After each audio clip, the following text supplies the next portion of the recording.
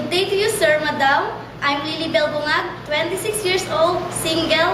I'm a graduate of Bachelor of Arts in Public Administration. Good day to you, Miss Lilibel. How are you today? I'm fine, sir, madam. Okay, what are the advantages of the employers if ever they will hire you? Sir, madam, I'm patient, hardworking, and honest. So, since you're a first-timer, how will you avoid your homesickness? Sir, madam, I will keep myself busy and focus on my job.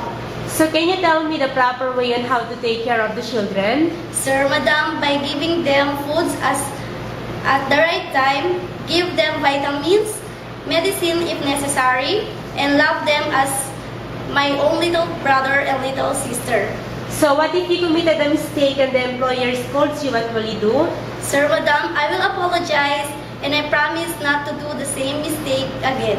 Okay, what is your last message or promise to your future employers? Sir, madam, please do hire me because I really need this job for me to earn, to support my family and my future. And I promise to do my job well and I promise to finish my 2 years contract. Thank you, Miss Lilibel, and hope to see you soon in Singapore. Thank you so much, sir, madam.